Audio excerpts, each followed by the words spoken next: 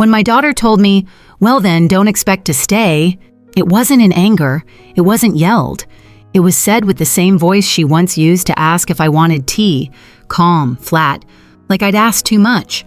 And in that moment, I realized something that I hadn't allowed myself to say out loud for years. In this house, I had become convenient. Not welcome, just tolerated. And maybe, just maybe, my silence had let that happen. I moved in with Melanie the year I turned 75, not because I couldn't live alone, but because my left knee had finally given out. The pain had started small, just a dull ache when I climbed the stairs. But after I took that fall in the laundry room, the doctor said it was time. Total replacement. No debate. Melanie had offered immediately. "Come stay with us, Mom. You'll recover faster if you're not worrying about groceries or shoveling snow." At the time, I was touched. Grateful even. I remember her texting me photos of the guest room. New curtains, a reading lamp, a firm mattress. "We want you comfortable," she wrote. I believed her. I really did. The surgery went well. Painful but manageable. I followed every instruction, did my rehab, used the walker, then the cane. I didn't want to be a burden. That was my biggest fear. I told myself I'd stay 6 weeks, maybe 8 at most. But then spring turned into summer, and Melanie said, "Why rush back, Mom? Stay until you feel 100%. And so I did. I kept myself useful. I cooked, I folded laundry, I clipped coupons, I walked Landon to the bus stop when Melanie had early meetings, and I didn't just exist in their space. I contributed. I paid for my own groceries. I bought the cat's flea medication. When the water heater started acting up, I quietly covered the repair bill. I even gave Landon some money toward his community college registration when Melanie's hours got cut at work. No one asked me to do these things. I did them because I wanted to feel like part of the family, not a guest, not a patient, just a mother, a grandmother, present and helpful. And for a while, it felt like I was. I remember one night, maybe a month after I'd moved in, Melanie came home late from work. She looked exhausted. Landon was upstairs gaming. The dishes were done. I had left a bowl of stew on the stove, still warm. She didn't say anything right away, just ladled some into a bowl, sat down at the table, and ate quietly. Halfway through, she said, "I couldn't do this without you, Mom." I held on to that moment longer than I should have. The truth is, it wasn't always easy. I heard the sighs when I asked too many questions, the subtle pauses when I joined in on a conversation. And then there were the decisions they made without me. About furniture, plans, even dinners, like I wasn't living there too. But I chalked it up to stress. Everyone was doing their best. That's what I told myself. Still, I started noticing things. Melanie no longer invited me to her weekend outings with friends. Landon rarely said more than, "Hey," in passing. When the doorbell rang, I wasn't the one they called to answer, but I stayed, because leaving felt like admitting I wasn't needed anymore. And then came the loan request. It was a Tuesday afternoon. I was shelling peas at the kitchen table when Landon walked in, holding some papers. "Grandma," he said, "I need a co-signer for a car loan. Nothing big, just a formality." I asked questions. He got irritated. "I'm not asking for money, just your signature." But I had seen his bank statements before, enough to know he overdrafted at least twice a month. I asked him how he planned to pay it back. He waved me off. "I've got a job, it's fine." Melanie came in halfway through the conversation. She listened for a bit, arms crossed, then said, "You know he needs a car to keep that job, right?" I nodded. "Yes, but if the loan defaults, I'm liable. At my age, that's a real risk." That's when Melanie put down her spatula, looked me in the eye and said it. "Well then, don't expect to stay." There was no build-up, no warning, just that. And she went back to the stove. The room got quiet, except for the sound of the oil sizzling in the pan. Landon left the room without another word. I sat there, peas half-shelled, hands suddenly unsure of what to do. I had helped raise this girl. I had held her through fevers, clipped her hair bows before church, worked 2 jobs to pay for her flute lessons. And now, my refusal to risk everything for her son, a loan I knew in my bones he wouldn't repay, was enough to make me unwelcome. That night, I didn't argue. I didn't cry. I just stared at the ceiling in that guest room, wondering when it had stopped feeling like mine. The hardest part wasn't what she said. It was what it revealed. That all those casseroles, those loads of laundry, those quiet acts of love, hadn't earned me a place in their lives. Only my compliance had. And now that I had said no, even once, the door was closing. You might think this sounds like a revenge story. Maybe in some ways it is, but not the kind where someone plots and schemes. This is about a woman who gave everything and finally stopped giving to people who only knew how to take. I wasn't angry, I wasn't broken, I was just done. And when that thought settled in my chest, it didn't feel like defeat. It felt like relief. The next morning I moved slower than usual. Not because of my knee, though it ached like it always did, but because I didn't know where I stood anymore. The night before had cracked something deep. I wasn't sure if it was trust or love or just the idea that after everything I'd done, I'd earned a place in their lives. I came into the kitchen like I always did, made my tea, and stood by the counter. Landon didn't say good morning. Melanie was scrolling through her phone, her coffee already half gone. I said nothing. Neither did they. That kind of silence is heavier than any argument. It doesn't ask questions or demand answers. It just builds a wall. And mine was growing taller by the minute. My lamp didn't work last night, I said, not accusing, just stating. Melanie didn't look up. Maybe something tripped, she muttered. I nodded, then added, everything else was fine. She shrugged. You'll have to ask Landon. He was messing with the breakers last week. That was it. No apology, no concern, no follow-up, just a brush-off, like I'd mentioned the weather. Later that day, I checked the breaker box myself. Every switch was in place. Nothing had tripped, no sign of anyone messing with it. Just perfect rows of tiny levers, all labeled, all steady. I didn't say anything more. Didn't mention that my charger wouldn't work, that the nightlight I kept by the floor had stayed dark. I knew what was happening. It wasn't a confrontation, it was a slow erasure. The next night, the outlet near my bed was dead, then the one across the room. But the hallway still glowed, and I could hear the TV from the living room. It was just my room, just me. Now maybe someone watching this is thinking, maybe it was just coincidence. Maybe the house was old. Maybe they didn't mean it. But tell me something. Have you ever felt unwanted, not because someone said it, but because everything around you started to tell you quietly, you're no longer welcome here? If that's ever happened to you, you know what I mean. You know this feeling. And I want to hear from you in the comments, not for sympathy, but because someone else might need to see they're not alone. I kept doing what I'd always done. I made dinner when asked, folded towels, fed the cat. When Landon walked by, he gave me a nod, if that. No warmth, no eye contact. It was like I'd turned into part of the furniture. Useful, but ignorable. At night, I sat by the window and looked out onto the cul-de-sac. Across the street, lights were on, porches glowing, laughter here and there, muffled through closed windows. I used to believe I belonged here, that because I had once fed her with a spoon, read her books by flashlight during power outages, I'd always have a place in Melanie's life. But now I realized what she had really welcomed into her home wasn't her mother. It was my silence. And now that I'd spoken up, even gently, the quiet welcome was being withdrawn. It wasn't about the loan. Not really. It was about control. My no was inconvenient. So they did what people do when they want to punish you but don't want to look like the villain. They made the air colder, the lights dimmer, the space smaller.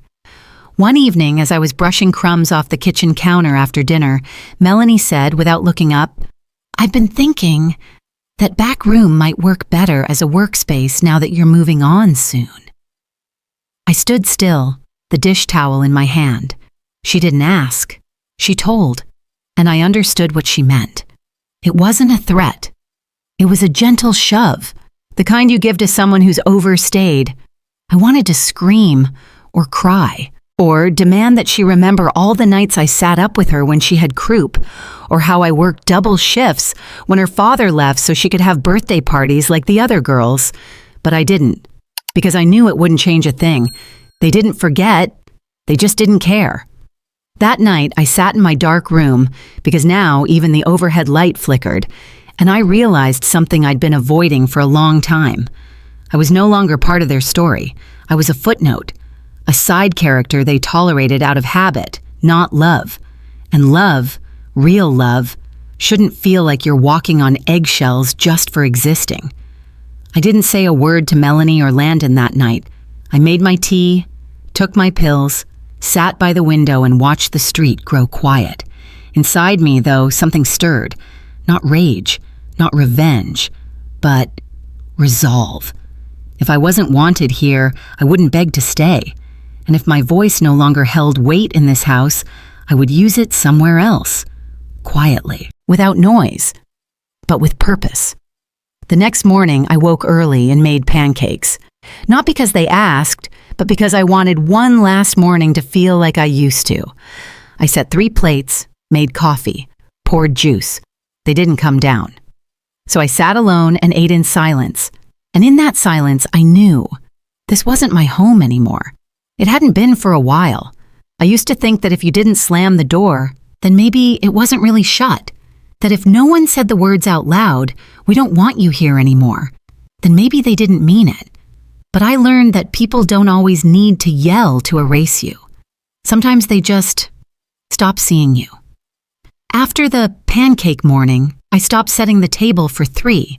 It wasn't out of bitterness, just practicality. No one showed up.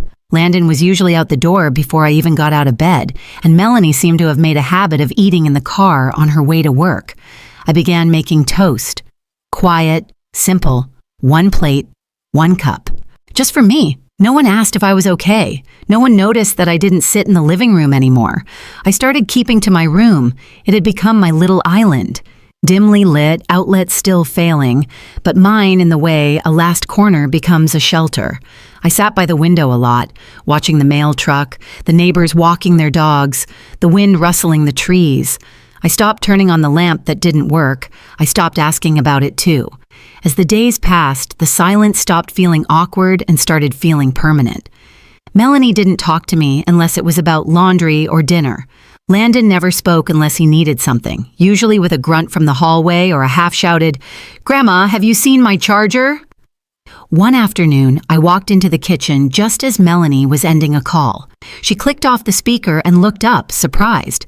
"Didn't hear you come in," she said flatly. "I just need some tea," I replied. She nodded, then added as if she were reading a grocery list, "By the way, we're having people over Sunday. You might want to keep to your room." I nodded too. Just like that. No fight, no voice. Just acceptance. But later that evening, I opened the drawer in my room where I kept some old paperwork. Bank statements, insurance info, things no one had looked at in years. I pulled out a small cream envelope that I hadn't touched in a decade. On the front, in my late husband's careful handwriting, were the words "for later." I didn't open it. I didn't need to. I remembered what it said. I remembered the night he wrote it, hooked up to machines, barely speaking above a whisper. He told me, "You're stronger than you know. Promise me you'll choose peace if life tries to take it from you." I had forgotten that promise. Until now. The next morning, I stood by the window holding my tea and realized I couldn't remember the last time someone in that house had looked me in the eyes. Not glanced, not nodded. Really looked. I had become invisible. Not because I stopped existing, but because I stopped being useful. And it hit me harder than I expected. I sat on the edge of my bed and cried. Not loud, not dramatic, just soft, exhausted tears that came from too many days of pretending I didn't notice the way they had erased me. There were no raised voices, no slammed doors, no ultimatums, just quiet exclusions, a turn back here, a forgotten invitation there.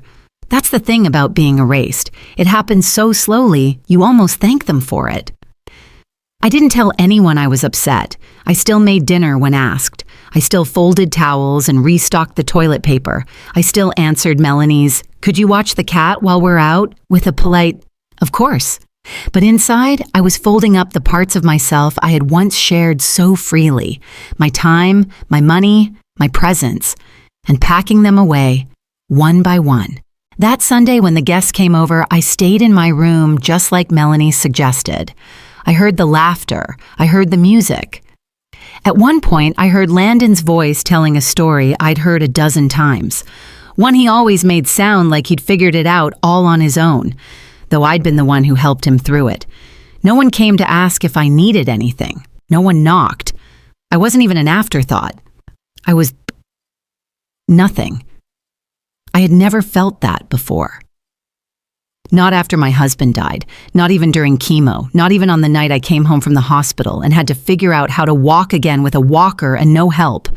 This was worse, because this kind of loneliness came from people who claimed to love me, and that's what makes it cruel. The next morning, I opened the closet and looked at my things. A few dresses, a coat with a frayed cuff, a shoebox of photographs I hadn't shown anyone in years. I touched each one gently, not with sadness, but with awareness. I was taking inventory, not just of what I had, but of what I still had control over. Later that week, Melanie mentioned the idea again. Once you're feeling a bit stronger, we could talk about next steps, she said vaguely, as if I hadn't heard her the first time. You know, options. I knew what she meant. She wanted me to start planning my exit. The difference was, this time, I was already planning it. Not with her, but without her. And the more I imagined it, my own space, my own quiet, my own light that stayed on when I needed it, the more I realized I didn't need to be angry to leave. I just needed to be ready. And I was. Almost. I didn't know the exact moment the shift happened, but I do know it wasn't loud. It didn't come with a dramatic scene or a shouting match. It came quietly. Like a breath I didn't realize I'd been holding. It was a Thursday, late afternoon. I had just come back from walking to the mailbox at the corner. No one had said goodbye when I left. No one had asked where I was going. Not that I expected them to. There wasn't much mail, just a catalog and a credit card offer. I almost tossed them both in the bin right outside, but something made me pause. A little voice in my head whispered, "Don't throw it away. You still have things to sort out." Back in my room, I sat on the edge of the bed and looked around. The broken lamp still sat in the corner. The outlet under the window still didn't work. I had stopped bothering to test it. I picked up the envelope my husband had left me. For later, it said.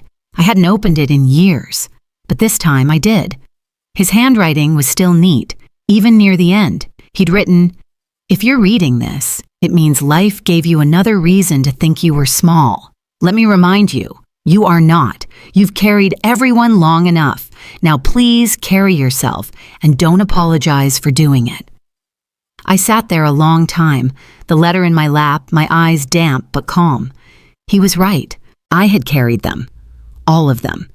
Melanie, when she was too scared to tell her father she dropped out of college. Landon, when his first girlfriend broke his heart and he refused to go to school for a week. Even the cat, when she'd been sick and no one else wanted to spend money on a vet. And now I was a fixture. Background. Something to be worked around. But I wasn't angry. I didn't want revenge.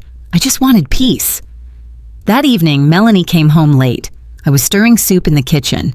She didn't say hello, just grabbed a glass of wine and leaned against the counter. "You know," she said casually, "I talked to Landon. He's still really upset." I nodded. "I'm sure he is." She sipped. "He just feels rejected by you." I put down the spoon and turned to her. "He feels rejected because I didn't co-sign a loan I couldn't afford to carry." Her face shifted, just slightly. "Well, maybe if you'd said it differently," I interrupted, calm but steady. "No, it's not how I said it. It's that I said no." The room went still. She looked away, then back. "Is this really what we're going to do? Let a disagreement break everything?" I gave her a soft smile. "Nothing's broken, Melanie. It's just clear now." I could see she didn't understand. Not yet. Maybe not ever. That night, I made a list. I didn't tell anyone. I just opened my notebook and wrote, "Call bank. Check rental listings. Review emergency account. Ask Ms. Halverson at the branch about monthly withdrawals. Look up senior communities near the library. It felt like planning a trip back to myself. The next day, I walked to the library and sat at a public computer. My hands shook a little when I typed, "Affordable apartments, senior-friendly, Ohio." I didn't expect much, but then I saw it. A one-bedroom on Linwood Avenue. No stairs, porch, shared garden, utilities included. The photo showed a window with a curtain gently lifted by the breeze. I printed it out. On my way back home, I passed the park where Melanie used to play as a girl. I stopped at the bench near the pond, the one where I'd once patched her scraped knee with tissues and bottled water. I sat down, looking out at the ducks, the ripples. That's when it really hit me. This wasn't about being unwanted. It was about realizing I didn't belong there anymore. And that was okay. Sometimes the door doesn't have to slam. Sometimes it just drifts closed slowly enough for you to walk out on your own terms. Back in my room, I pulled out the small red folder I kept in the bottom drawer. Inside was my bank info, an old lease agreement for my first apartment, and Derek's life insurance summary, used up long ago but neatly filed. I ran my fingers across the paper. I had enough. Not a fortune, but enough.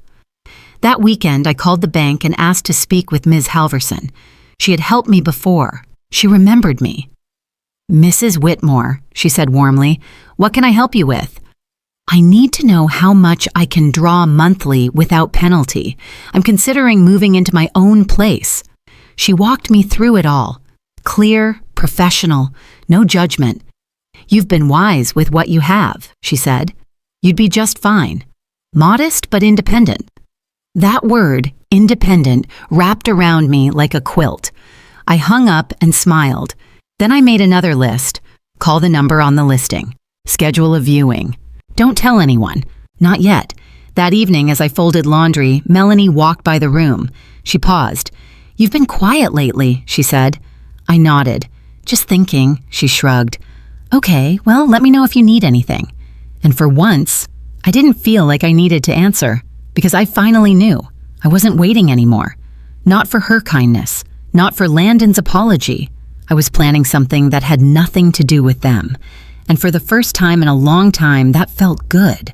Not rebellious, not dramatic, just right. I didn't leave with a suitcase. I left with boxes. 5, to be exact. I'd counted. There was something grounding about putting your life into boxes. Not everything, just what was yours, just what mattered. The first was for clothes, not many. A few cardigans, 2 dresses, my old winter coat with the worn cuffs, and a pair of shoes I knew I could still walk in. The second held my photo albums. I didn't flip through them. I knew what was in there: birthday parties, blurry Christmas mornings, Melanie's graduation, Landon as a toddler with jam on his face. The third was for keepsakes. My wedding ring in its velvet box, the scarf that still smelled faintly of lilac, and Derek's last note. The one that told me I was still allowed to choose myself. The fourth was practical. Paperwork, lease agreement, bank information, health records, my own handwriting in neat lines. The fifth, well, that one was just for me. A crossword book. A small clock Derek gave me when we were first married, engraved with "Time is what we share," my sewing kit, a folded quilt I'd made during chemo, crooked stitches and all. I labeled them with sticky notes. Clothes, photos, important, docs, keep close. And I slid them under the bed, out of sight but ready. Melanie didn't ask. Landon didn't notice. They weren't home much that week. Or maybe they were, and I'd just become so quiet that I no longer interrupted the rhythm of their lives. That was the point. I didn't want a scene. I didn't want guilt or tears or forced apologies. I just wanted to leave the way I'd learned to survive there, quietly. On Thursday night, I called the leasing agent again. Nan. "Yes," she said, her voice warm. "Still available. You coming tomorrow?" "Yes," I replied. "I'll bring the deposit and the first month's rent." "Wonderful," she said. "We'll have the keys ready." I hung up the phone and stared at the pale walls of the room. It had never really been mine. I'd hung nothing, changed nothing. I'd slept here, eaten here, cried here, but it never felt like home. Tomorrow it would be someone else's guest room again. That night, I brewed a cup of tea, strong black with a splash of milk, and sat by the window one last time. The porch lights across the street flickered on. A couple walked their dog past the house. Somewhere wind chimes rang softly, and I thought, this is the last night I will ever feel invisible. The next morning, I dressed in my best blouse, blue soft cotton. I packed the boxes into a borrowed cart I'd found in the garage, the kind with squeaky wheels and a stubborn front pivot. Melanie had already left for work. Landon was still asleep. I paused once, hand on the doorknob, and looked around, not with sadness, just acknowledgement. Then I pulled the door shut behind me. The apartment on Linwood was smaller than I remembered, but brighter. The windows faced east and sunlight poured in like it had been waiting for me. Nayan met me at the door with a clipboard and a soft smile. "It's all yours," she said. I signed the papers, handed over the envelope. She gave me the keys. "Welcome home, Mrs. Whitmore." That phrase, "welcome home," I almost cried, but I didn't. I just said, "Thank you." She helped me bring in the boxes, didn't ask questions, didn't hover. Just helped, then left me to settle. I stood in the middle of the apartment, surrounded by cardboard and quiet. The heater ticked gently. A breeze moved the curtains. It didn't echo. It didn't feel empty. It felt open. I unpacked the clock first, set it on the windowsill, then the quilt draped over the back of the chair. I filled the cupboards with groceries I had picked out myself: oatmeal, fresh apples, tea, strawberry jam, rye crackers, cocoa mix. Not what Melanie bought, not what Landon would eat, just mine. That afternoon, I walked 3 blocks to the corner market and bought a bunch of yellow tulips. The clerk, a young girl with chipped purple nail polish, wrapped them gently. "Someone special?" she asked. "Yes," I said. "Me." Back home, I put them in a jar and set them on the table. That evening, I made soup. Lentils and carrots, simmered slow, ate by the window with the radio playing soft jazz.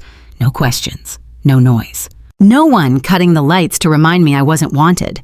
I rinsed the bowl, dried it, placed it in the cupboard. Then I curled up in the chair with my book and a warm throw. The phone rang once.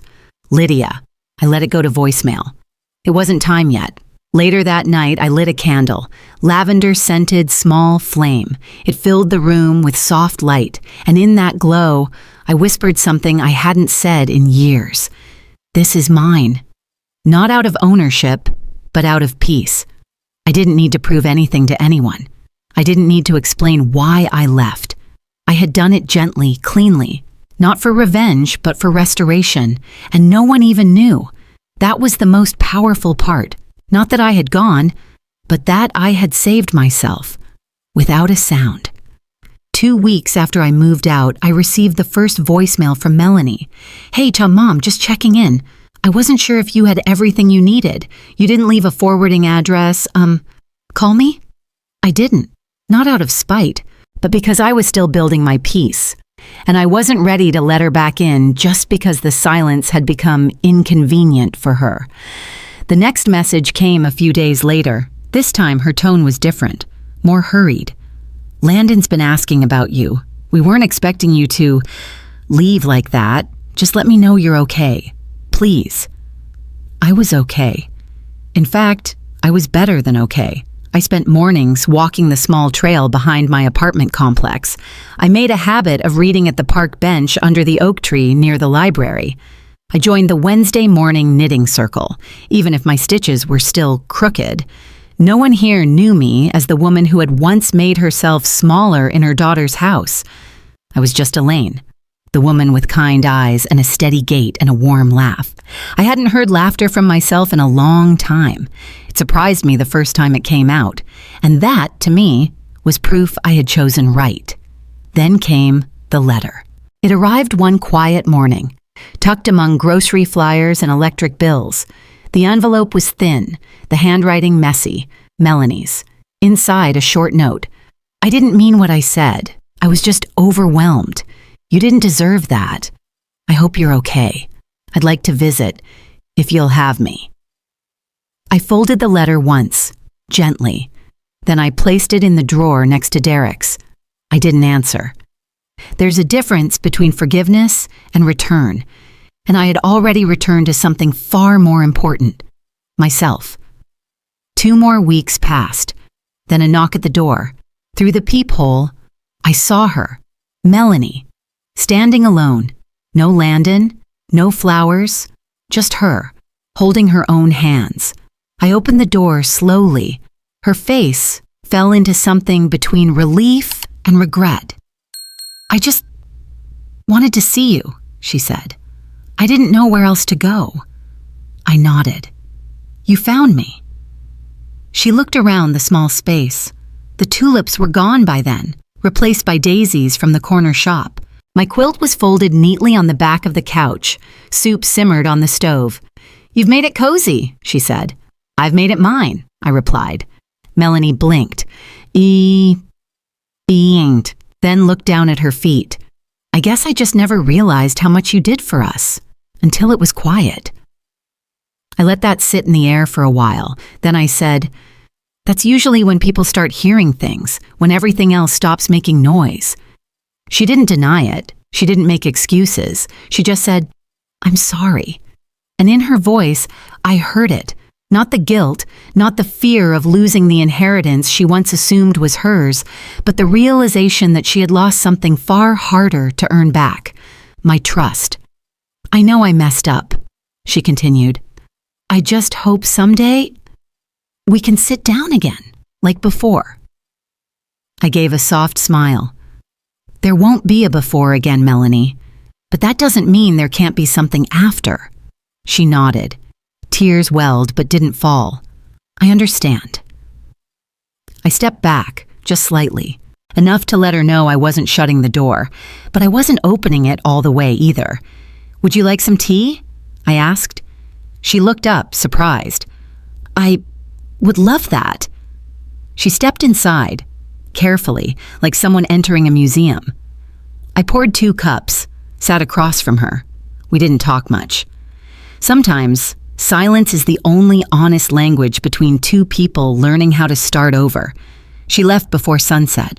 No hugs, no promises, just a soft thank you and the quiet click of the door. I watched her walk down the path, her shoulders curve slightly inward, like someone finally feeling the weight of their own choices. And in that moment, I felt something I hadn't expected. Not vindication, not power, just freedom. I had reclaimed my name, my space, my rhythm. And whether or not Melanie ever truly understood what she'd done, whether or not Landon ever apologized, no longer mattered. They would remember me differently now, not as someone who stayed and endured, but as someone who left quietly and never needed to come back to be whole again. To those of you who've ever been made to feel invisible in your own family, have you ever walked away, not to punish, but to protect yourself? If this story made you feel something, drop a comment below. Sometimes the most powerful revenge story is the one where we stop asking to be seen and simply live free.